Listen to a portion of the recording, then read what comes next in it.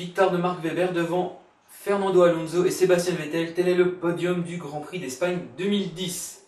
Salut à tous, au sommaire, mystère et boule de gomme, une question qui fait réfléchir, des questions intelligentes. Bienvenue dans l'épisode 1 de Tomorrowline. Michelin, Pirelli et Avon Cooper sont les trois principaux candidats pour remplacer Bridgestone l'année prochaine suite au retrait du manufacturier japonais. Mais une lutte d'influence est en train d'installer dans les couloirs de la F1. En effet, un événement pourrait tout changer. Bridgestone serait susceptible de rester en Formule 1. Lors d'une réunion de la FOTA hier, la possibilité du manufacturier japonais de rester a été bien mise sur la table. Car effectivement, les équipes payant leurs pneumatiques, la possibilité de Bridgestone de rester est importante. Le business model du constructeur japonais pourrait être remis en cause. L'argument, si Michelin dispose de l'avantage de la FIA et Pirelli l'avantage de Bernie Ecclestone, ce n'est pas tout à fait le cas de la FOTA. La FOTA souhaite quelque chose de très très clair. Une directive de l'Union européenne permettrait de changer les choses. Car il s'avère que la Fédération internationale de l'automobile n'a aucun moyen d'influencer des opérations commerciales. Les équipes payant leur gomme, l'affaire devient commerciale. Nous avons donc, à l'heure d'aujourd'hui, ce dimanche, 4 candidats, Bridgestone, Michelin, Avon Cooper et Pirelli. Si Michelin est une suite logique, la grande exigence commerciale du manufacturier français pourrait remettre en cause tout le système. Webber et Vettel se sont presque ignorés sur le podium. Y a-t-il des tensions entre eux?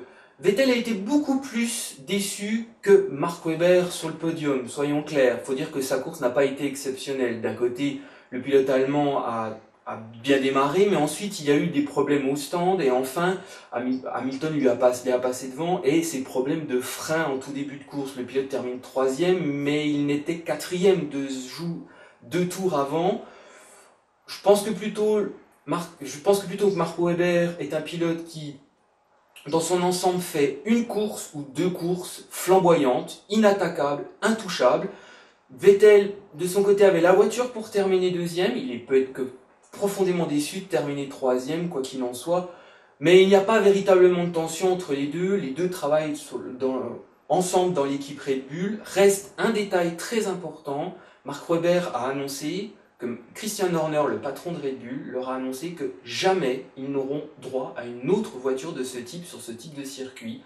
Webber en a profité, Vettel a eu des problèmes, mais il n'y a pas véritablement de gros problèmes à voir. Une rapide analyse du Grand Prix de Schumacher et celle de Rosberg.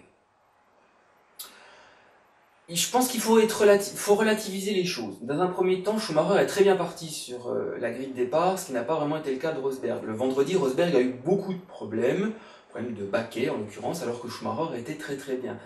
Quand on voit la course des deux hommes, Rosberg s'est fait tasser par Kubica et s'est retrouvé très loin derrière sur la grille de départ, et puis au premier virage. Est-ce que Schumacher a eu une course plutôt modeste? Mais je trouve que la course de Schumacher n'a pas été excellente. Puisque en fait, quand on voit les écarts, elles sont quand même assez conséquents. Schumacher a beaucoup retardé en fait Jenson Button, et même on voit Felipe Massa derrière. On a même cru à un moment donné que Robert Kubica allait revenir, même Adrian Sutil. Je pense qu'il faut relativiser. Mercedes arrive avec beaucoup d'évolution pour cette course. Il y a quand même un petit peu il y a encore du travail. Mais de là à dire que c'est le grand retour de Schumacher, je ne pense pas. Nous verrons encore d'ici 2 courses si c'est vraiment le cas. Mais je pense que on peut pas vraiment savoir, puisque Rosberg n'était pas vraiment bien, donc on peut pas vraiment savoir véritablement la performance de la Mercedes.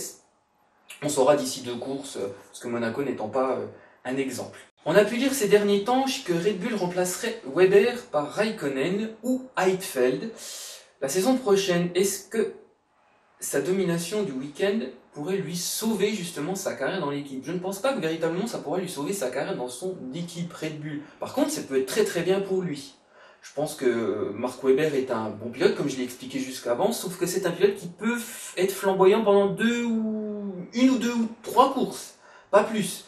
Mais de là à faire tout un championnat, c'est quand même un peu plus difficile. Je pense qu'au niveau de Raikkonen, je peux déjà vous le dire que la semaine prochaine, il sera présent dans les paddocks de Monaco et que son agent Steve Robertson est très actif.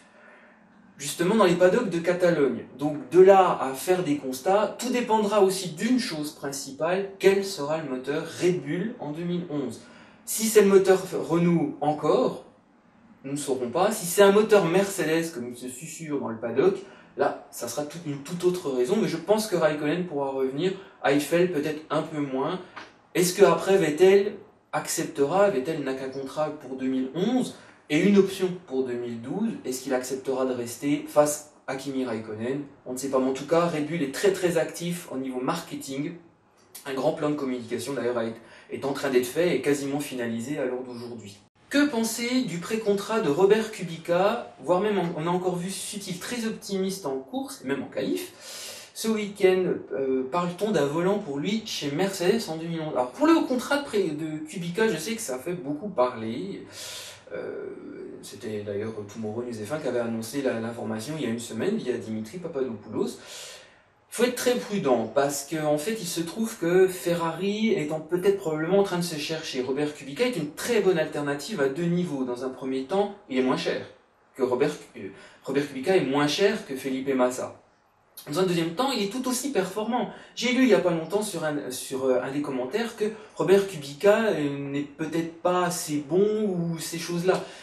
N'oublions pas que c'est un ami de Fernando Alonso et comme un des commentaires a fait récemment sur le blog, qui peut être l'équipier de Fernando Alonso?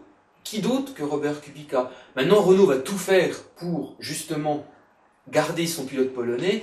Mais une remarque toutefois, Robert Kubica est très très déçu justement des évolutions en fait de la Renault R30 pour le Grand Prix d'Espagne.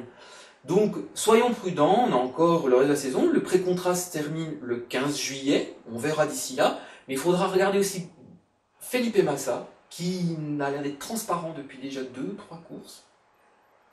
Donc à quoi ça servira? Pour le moment, un acte de pression, plus véritablement un contrat proprement dit. Pour Adrian Sutil, Mercedes soutient Adrian Sutil, Mercedes soutient Force India, donc je pense de toute façon que le pilote restera là. Il faut savoir que Sutil est un pilote qui a des hauts pieds à des bas, il n'est pas considéré comme un top pilote, un très bon deuxième pilote, donc je pense que son avenir se dessine cette saison. Est-ce qu'il restera l'année prochaine? Tout dépendra. Mais pour le moment, il n'y a pas de contrat, il n'y a pas de contact avec Mercedes au-delà de la fourniture justement avec Force India et justement de son contrat éventuellement pour 2011. La question bonus de Tomorrow News F1, c'est est-ce que vous êtes comme Mike Gascogne qui a expliqué que le F-Dunk doit être supprimé en 2011? Alors n'oubliez pas pour les fans de statistiques et ceux qui aiment le business de la Formule 1 que le Business Book GP est sorti, il est sorti cette semaine. Vous allez voir sur le blog de tomorrownewsf1.com, il est en bas, vous pouvez le commander au prix de 25 €. Voilà, on se retrouve la semaine prochaine, même endroit, même trajectoire, même heure, à peu près 20h30 pour un nouveau numéro de Tomorrowline. Bon dimanche à tous, à la semaine prochaine.